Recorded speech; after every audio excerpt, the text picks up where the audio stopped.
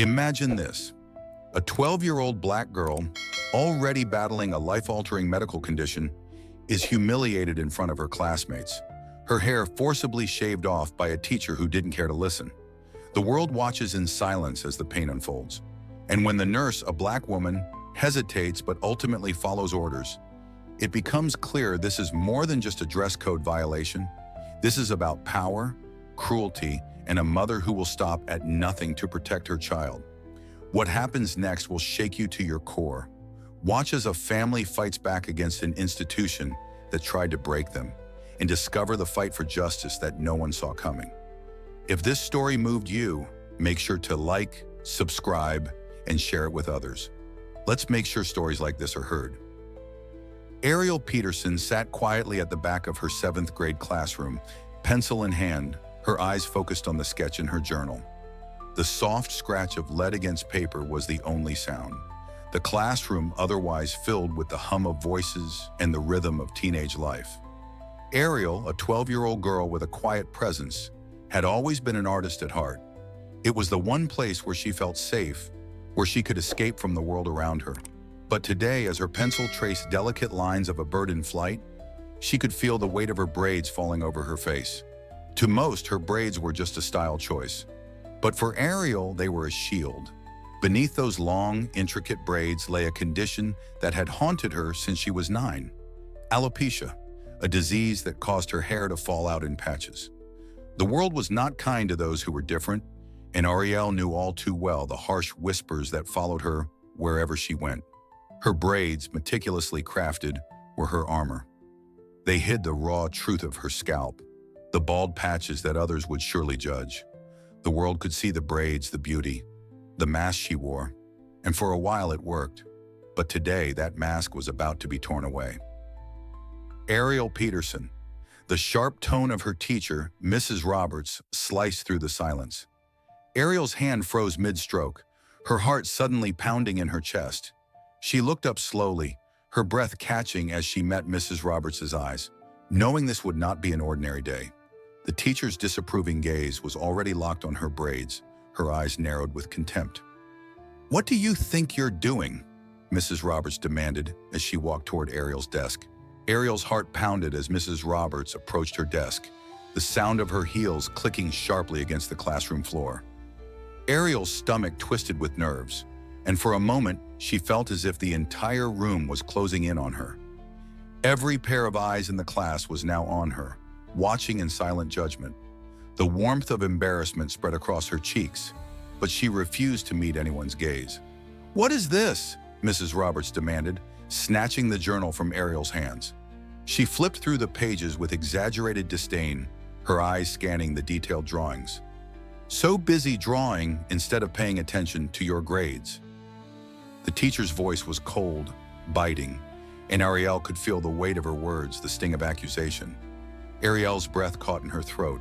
She wanted to speak up, to explain that art was the one thing that made her feel alive, the one place where she wasn't reminded of the hair she had lost to alopecia. But she couldn't find the words. Mrs. Roberts never gave her the chance. "And these braids," Mrs. Roberts sneered, her eyes locking onto Ariel's hair. "So elaborate, so showy. Don't you think they're a bit much for school?" Ariel felt a lump form in her throat. She knew what was coming next. Another criticism, another dismissal of her choices. She had never understood why Mrs. Roberts disliked her so much. Ariel was quiet, respectful, and always did her best in class. But it didn't seem to matter. It never did. Maya, Ariel's best friend, shot her a sympathetic look from across the room. But even Maya's silent support couldn't shield Ariel from the storm about to break. "Stand up, Ariel."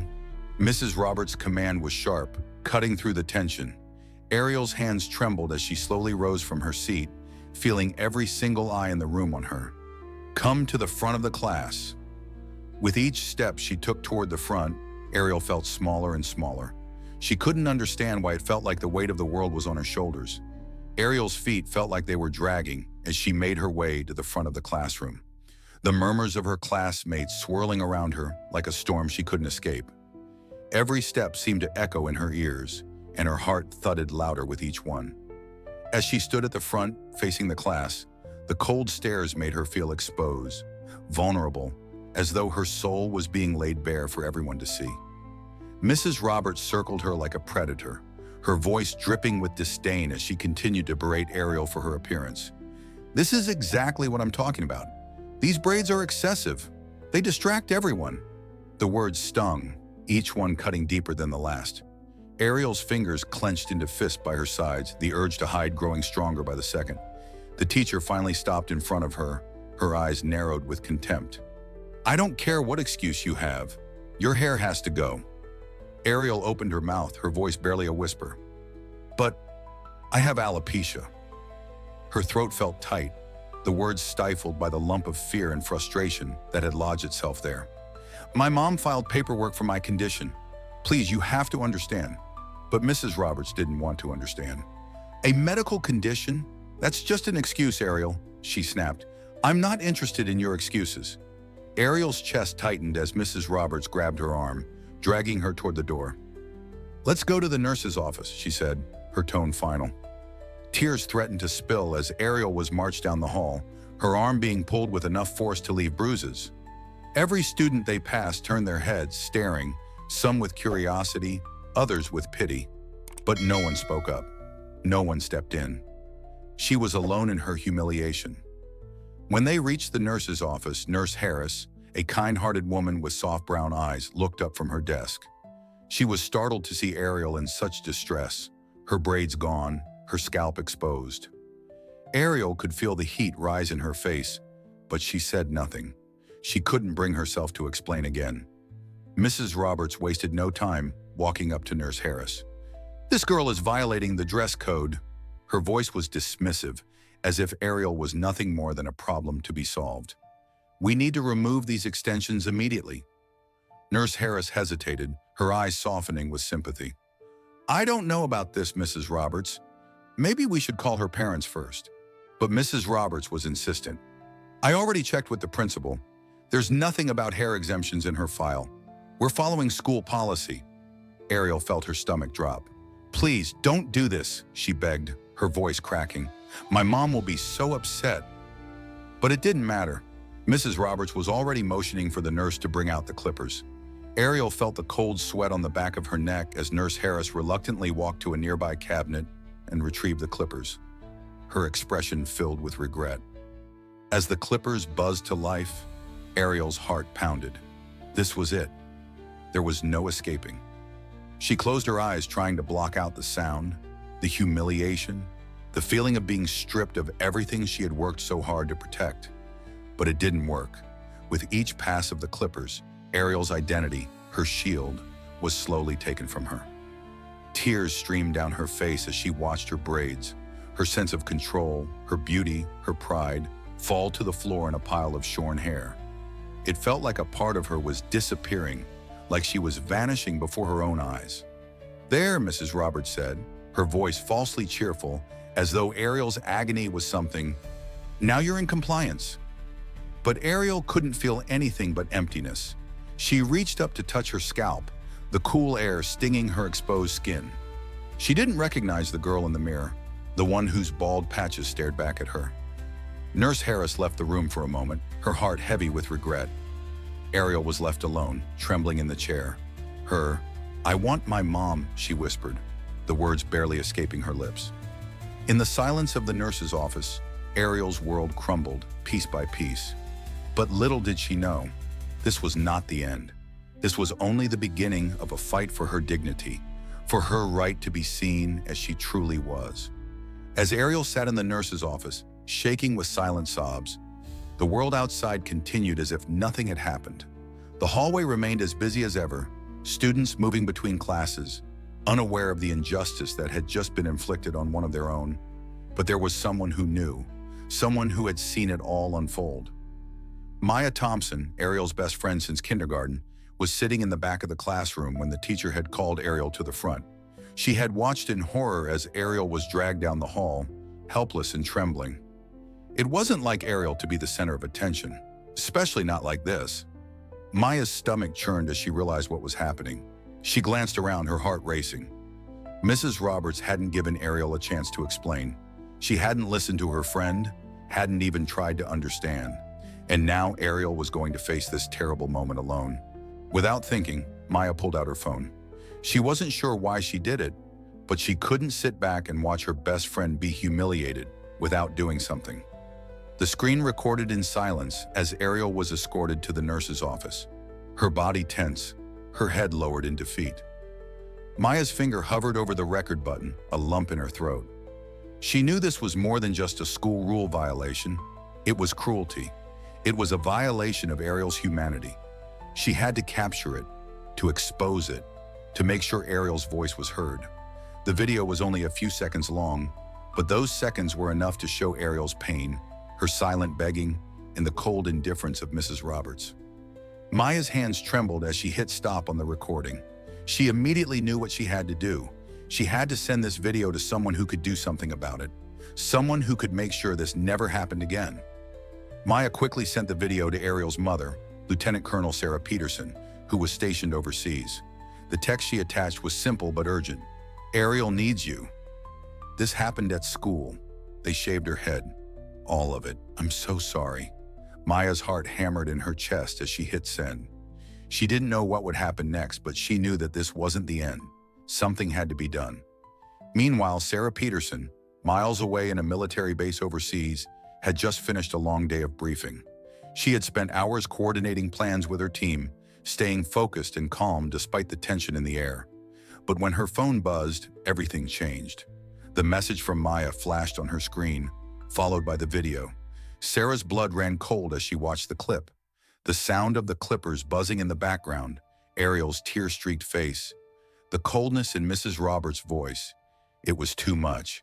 It was a cruel violation.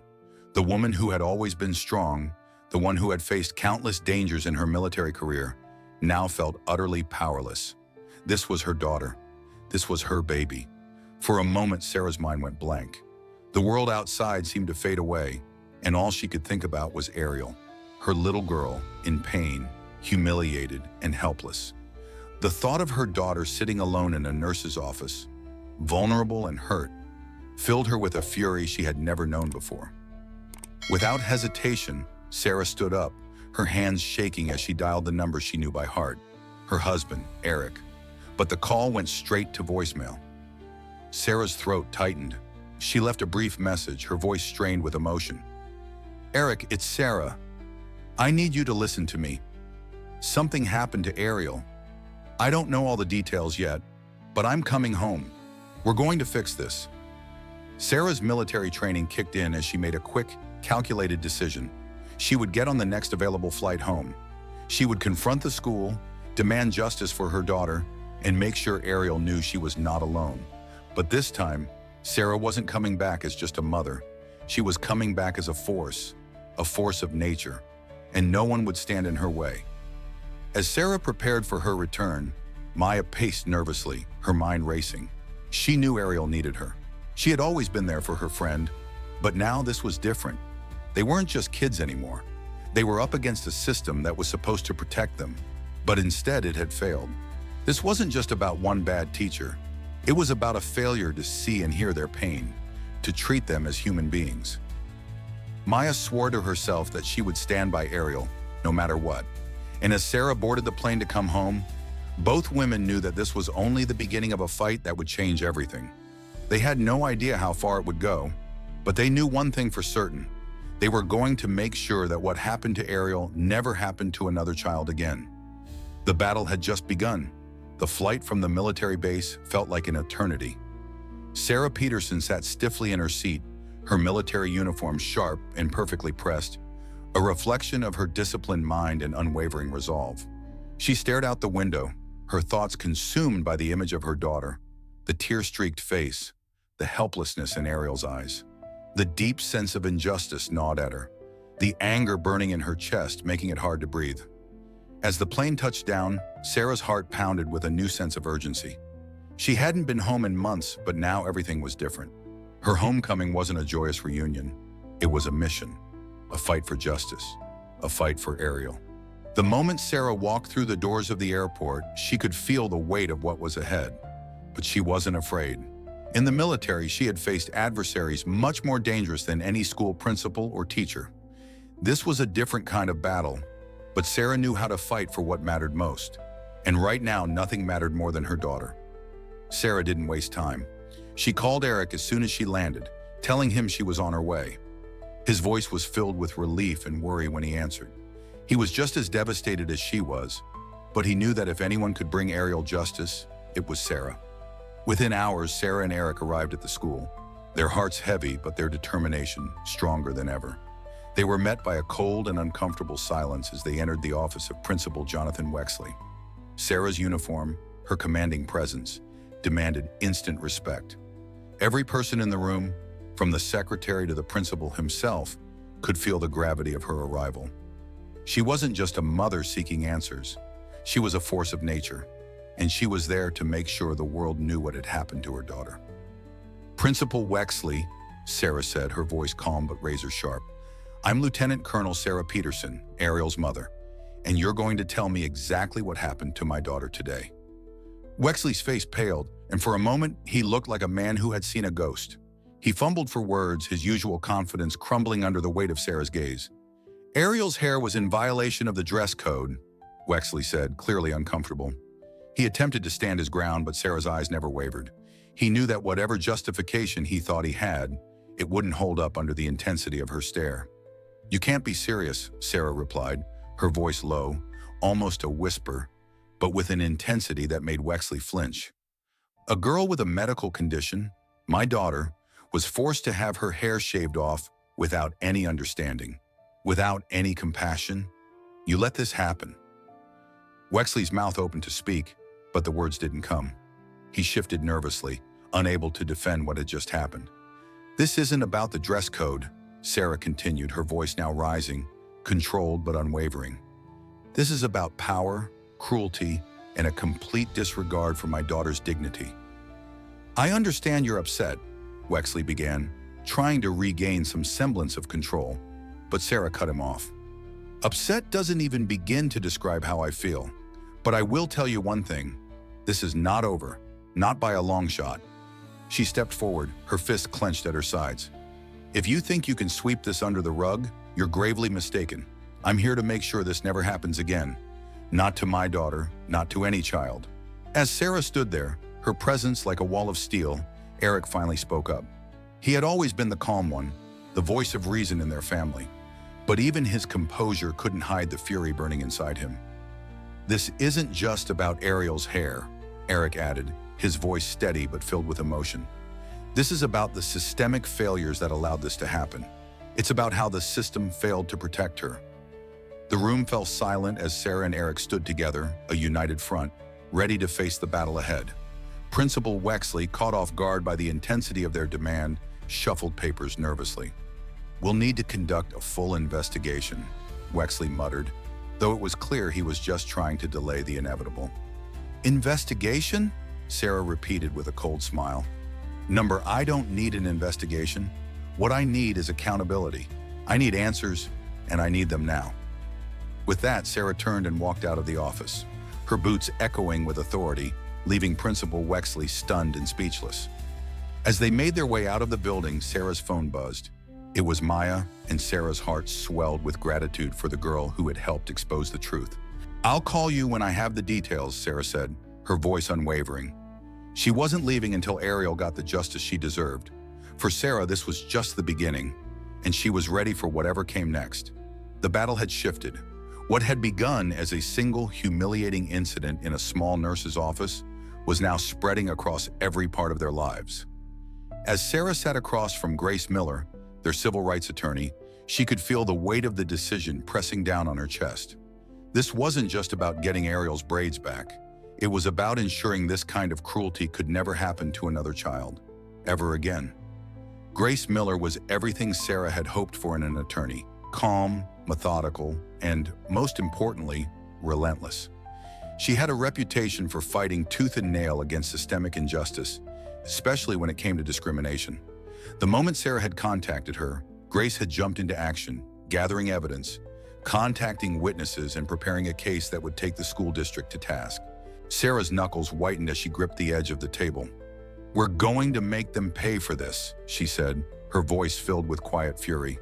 She could already feel her pulse quicken as the reality of the fight ahead took hold. The pain for Ariel had not dissipated. If anything, it had grown, and now it had to be turned into action. This isn't just about my daughter anymore. It's about making sure no one else suffers like she did. The next days were a whirlwind. Legal documents, calls with reporters, statements to be made, and meetings with other parents who had witnessed similar injustices in their own schools. As the legal case started to take form, the school district tried to downplay the incident, issuing a brief statement claiming it was a miscommunication and offering a one-day suspension to Mrs. Roberts. But Sarah wasn't fooled. The longer the school district tried to minimize what happened, the more determined she became. "They want to pretend this didn't happen," Sarah said to Eric one evening as they sat in the living room, preparing for the inevitable media onslaught. "They want to brush it under the rug like it's nothing." Her fingers tapped on the table with quiet anger. "But we're going to make sure everyone knows the truth. This isn't just about Ariel anymore. It's about every child whose voice was silenced by people like Mrs. Roberts. And we're not stopping until they face the consequences." Eric, always the more level-headed one, nodded quietly, his eyes filled with concern, but also an unwavering commitment to his daughter. "We'll get there, one step at a time."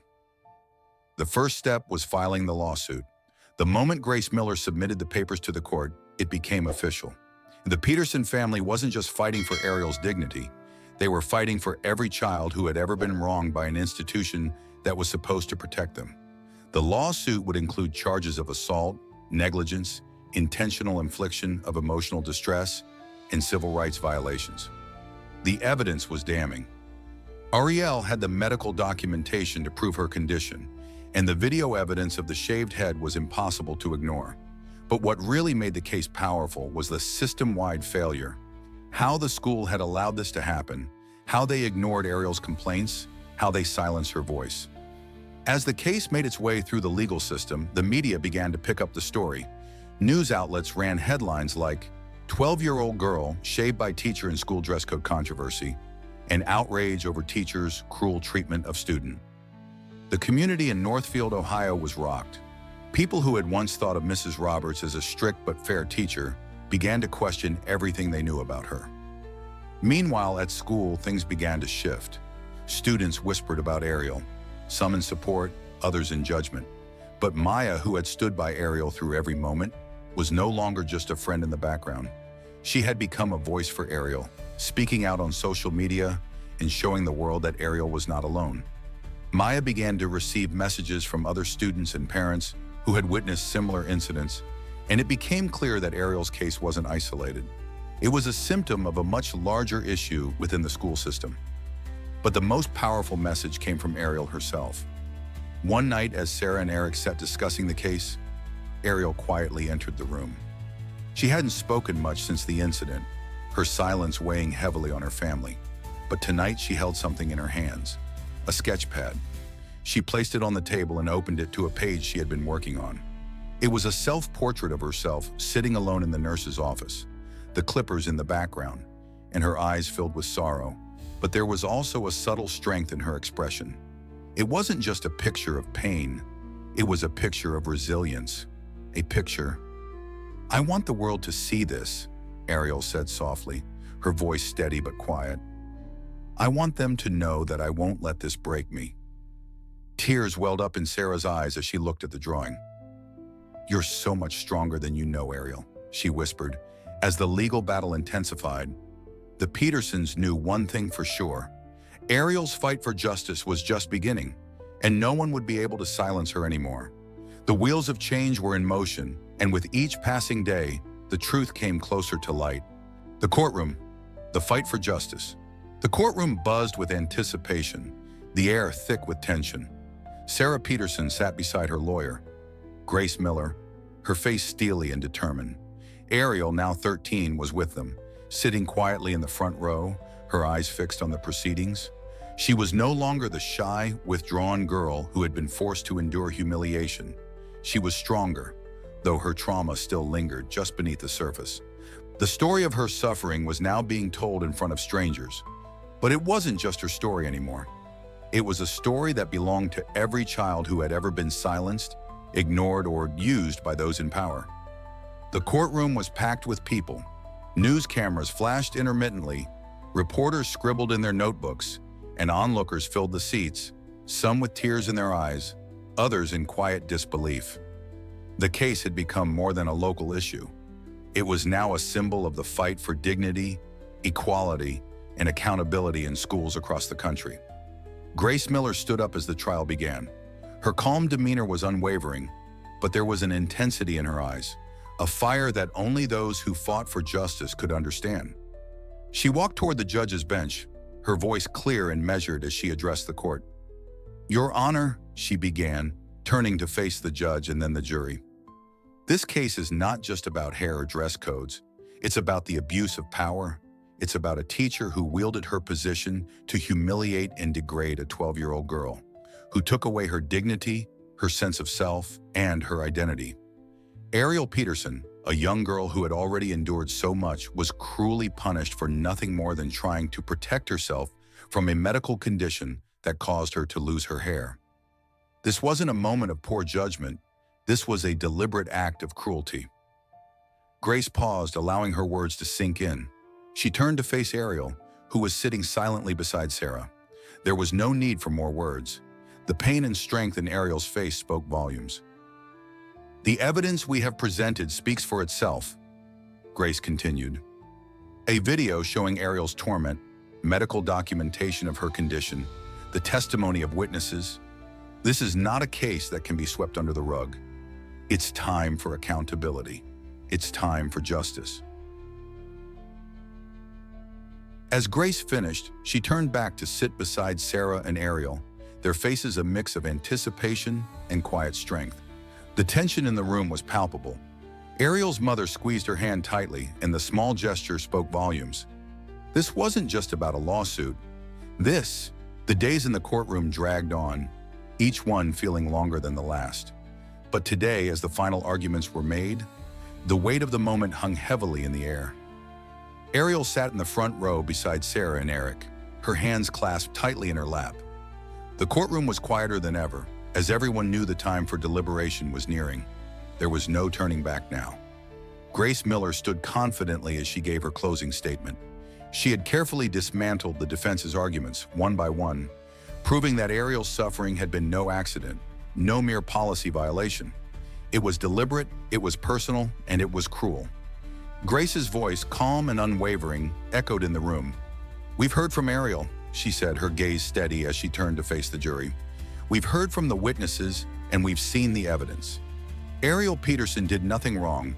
She is a young girl who has suffered, both physically and emotionally, because of a teacher's abuse of power. Her rights were violated, her dignity was stripped away, and the school allowed it to happen."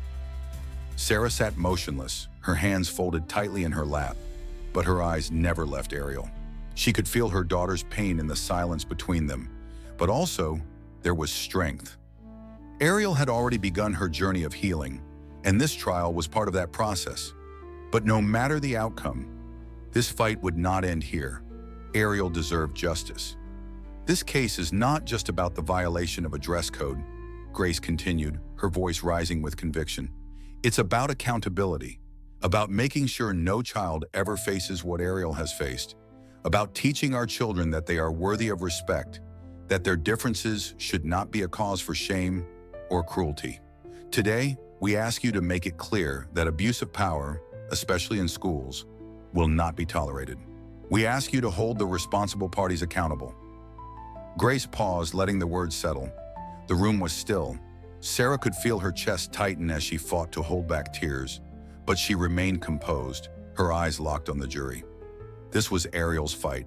This was her moment to reclaim what was taken from her. Then it was the defense's turn. Whitfield stood, his posture stiff and formal. He began with his usual confidence, but it was clear that the weight of the trial had taken its toll. His words, once smooth and practiced, now seemed hollow. "We understand the emotional impact this has had," Whitfield began, his voice faltering slightly. "But let's not lose sight of the bigger picture. Mrs. Roberts was simply doing her job.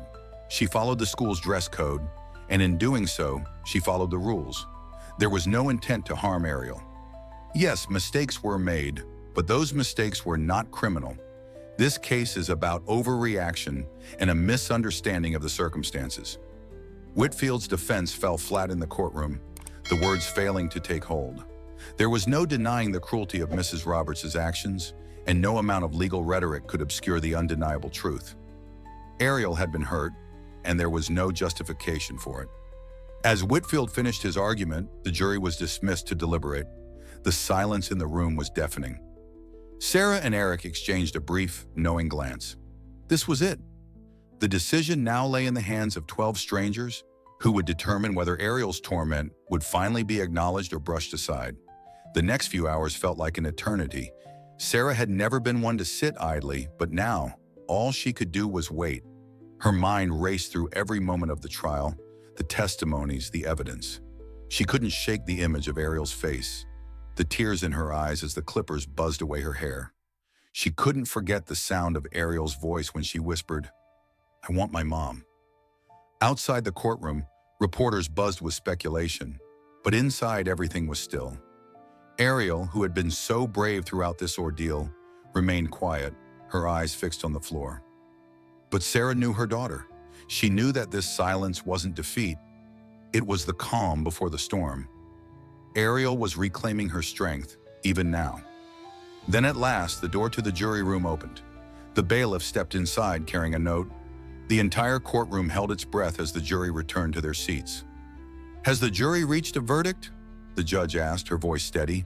The forewoman of the jury stood, her expression solemn. "We have, Your Honor." A hush fell over the room as the judge received the verdict. The weight of those moments seemed to stretch out forever.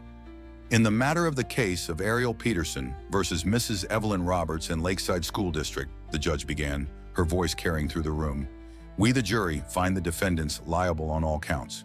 The words hit Sarah like a wave crashing on the shore.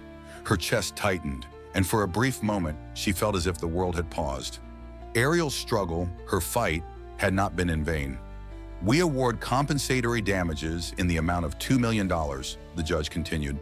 In addition, the jury awards punitive damages, $5 million against the school district, $1 million against Principal Wexley personally, and $2 million against Mrs. Roberts personally."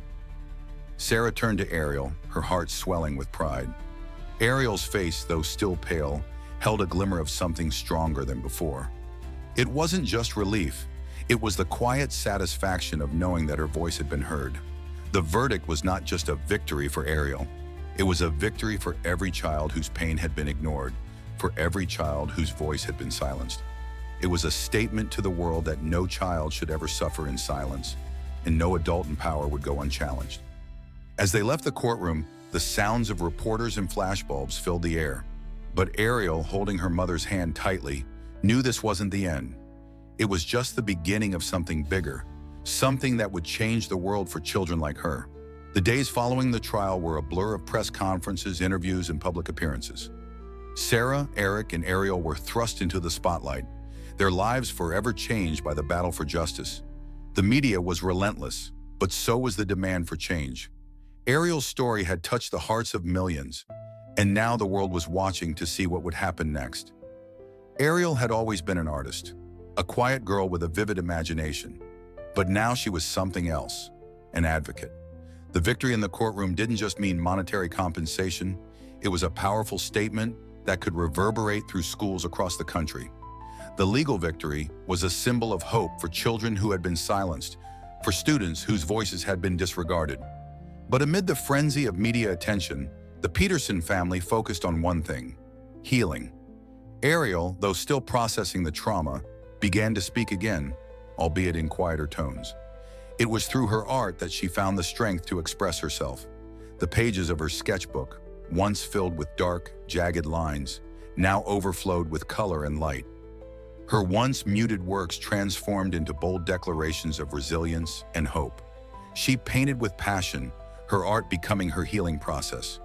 One piece in particular captured the essence of her journey: a self-portrait of herself standing tall amidst a field of wildflowers, her braids now replaced with a crown of strength and confidence. It was a portrait of a girl who had been torn down but had risen again, more powerful than ever.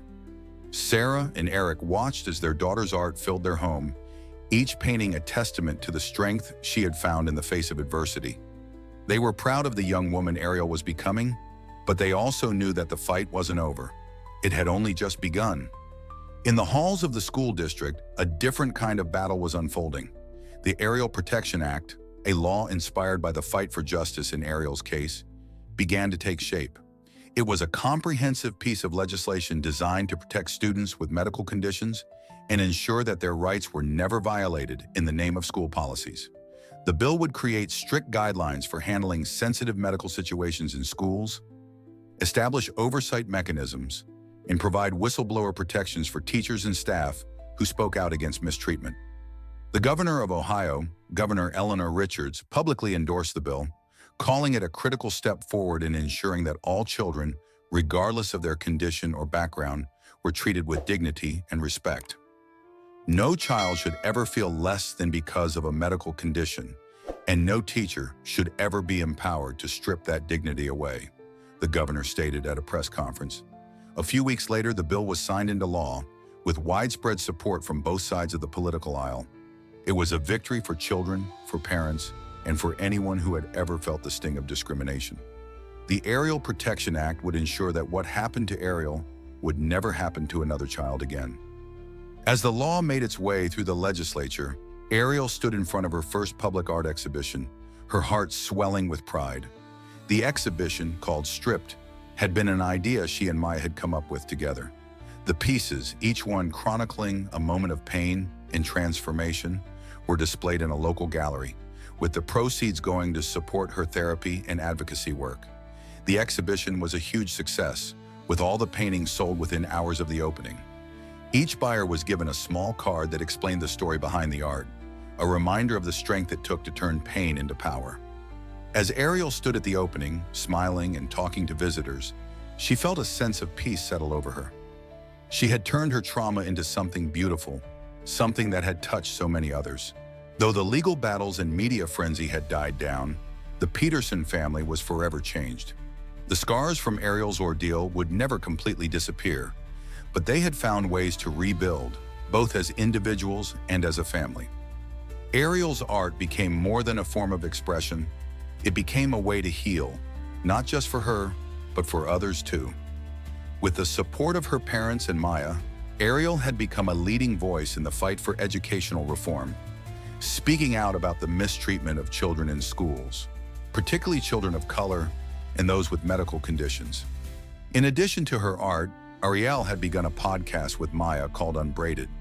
It was a platform where they shared the stories of other young girls of color, exploring their struggles with discrimination and their efforts to reclaim their identity. The podcast quickly gained a large following, becoming a space where children and parents could share their experiences and find support. In the months following the passage of the Ariel Protection Act, schools across the state began implementing changes. Teachers and staff were trained in cultural sensitivity, medical accommodations, and how to handle students with special needs with compassion and care. The dress code policies were revised, ensuring that they were inclusive and didn't discriminate against students based on their appearance or medical conditions. The system was being rebuilt, one policy at a time, but it was progress, real, tangible progress. As Sarah watched Ariel's transformation, from a frightened girl to a bold, outspoken young woman, she couldn't help but feel a sense of pride. Ariel had done more than heal herself. She had given a voice to others who had been silenced for too long. Ariel's pain had been the catalyst for change, and it was that change that would impact generations to come. A few months later, Ariel's original sketchbook, the one filled with her drawings from before and after the incident, was requested by the Smithsonian American History Museum for their exhibit on civil rights and social movements. Ariel agreed to donate it, knowing that her story, her fight for justice, was no longer just her own. It was part of something larger, part of a movement that was changing the way society viewed children, their rights, and their voices. At the museum opening, as Ariel stood beside her artwork, surrounded by strangers whose lives had been touched by her story, she looked at her parents. "We did it, Mom. We did it, Dad." And though there was still work to be done, Ariel knew that this was just the beginning. She had started a movement a movement to make sure that every child, no matter their race, their condition, or their background, would feel seen, heard, and protected, and she was ready to keep fighting. The sun streamed through the windows, casting golden light across the exhibit as Ariel took her first steps into a future she had fought for, a future where children could rise above the pain, speak their truth, and change the world.